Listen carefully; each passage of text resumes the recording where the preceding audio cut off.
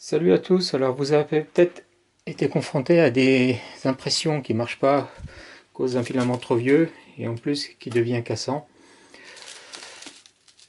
Du coup, j'ai acheté des sacs pour mettre les filaments sous vide. Mais avant ça, je me suis dit que ce serait bien de les sécher. Et du coup, j'ai acheté un sécheur. Ça coûte dans les 30 euros.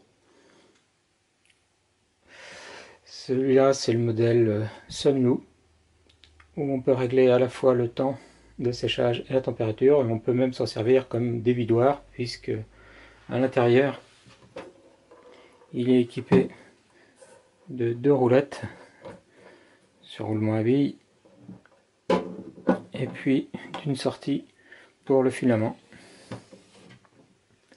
Ce ne sera pas comme ça que je vais l'utiliser. Il est fourni avec un bloc secteur, avec la prise européenne ou pas, mais là il a bien le cas. 24 volts, 2 ampères. Il y a également un petit bouchon, on peut supposer, pour mettre là. Bon. Et puis quelques embouts téflon dont j'ai pas trop regardé l'utilité. Il y a également à l'intérieur aussi une petite étiquette qui est censée améliorer la sortie du filament sans torsion. Il y a une notice très simplifiée qui donne des temps et des températures suivant le filament. Moi c'est du PLA, donc on va mettre dans les 50 degrés et 6 heures le maximum.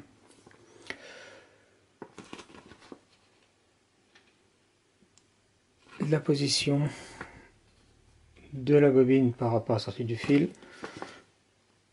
Apparemment le bouton de droite pour la température, le bouton de gauche pour le temps. Et puis ça indique également qu'est-ce qu'on est censé recevoir. Et il y a également un QR code pour une notice plus détaillée d'après ce qui est indiqué.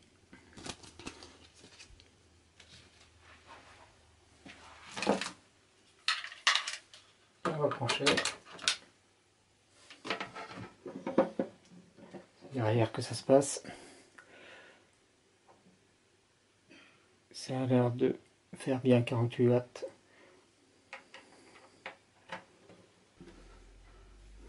Alors lorsqu'on la branche, c'est éteint. J'appuie, ça me donne la température à l'intérieur de la boîte. J'appuie encore, on appuie court, ça me donne la température de consigne. J'appuie de ce côté-là, ça me donne la même chose, et là on peut changer.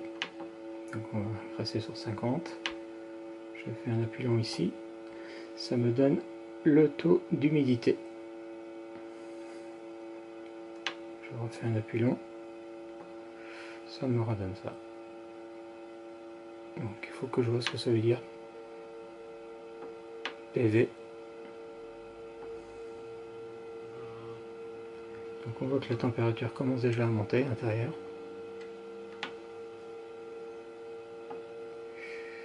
Voilà, donc c'est réglé visiblement pour 6 heures et 50 degrés. On va mettre notre filament dedans et puis on se revoit dans 6 heures.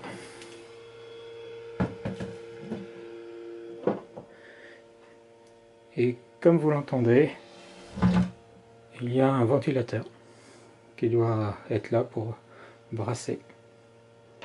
Donc c'est plutôt ce bouton là avec un appui long pour changer d'affichage.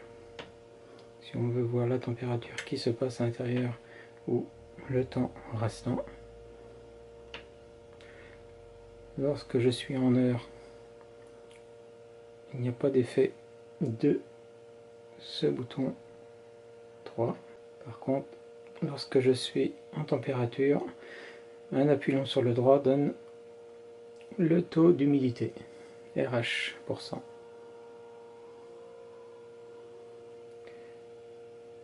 qui est en train de descendre, ça tombe bien. Bon, on va se remettre sur le temps. Allez, voilà, ciao. Le temps est maintenant écoulé. La machine de séchage s'est éteinte. Je peux maintenant stocker pour une durée assez longue mon filament qui a été séché dans un sac étanche. Alors ça, c'est un lot que j'ai acheté chez AliExpress. Il y a des Sikagel, donc des séchants, des étiquettes qui sont censées indiquer le taux d'humidité.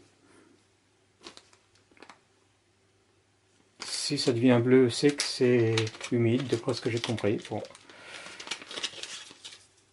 Donc je prends une étiquette. Et puis il y a une petite pompe pour retirer l'air.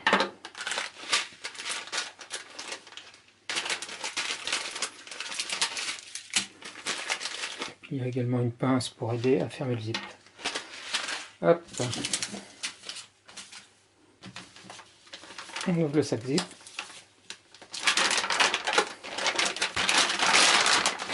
Voilà. Le desséchant.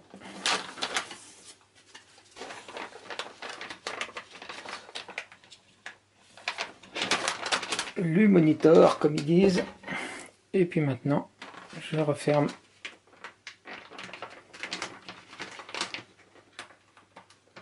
le sac.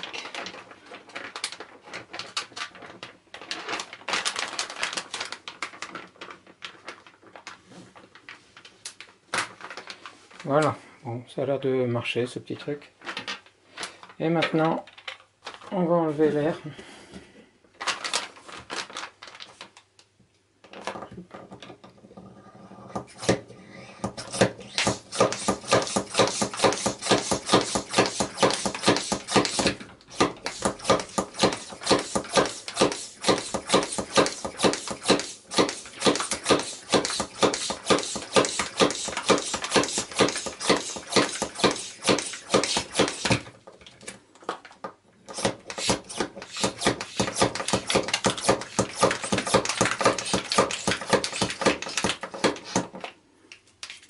Bon, bah, ça me semble pas mal ça. Et voilà. Une magnifique conserve. Allez, ciao.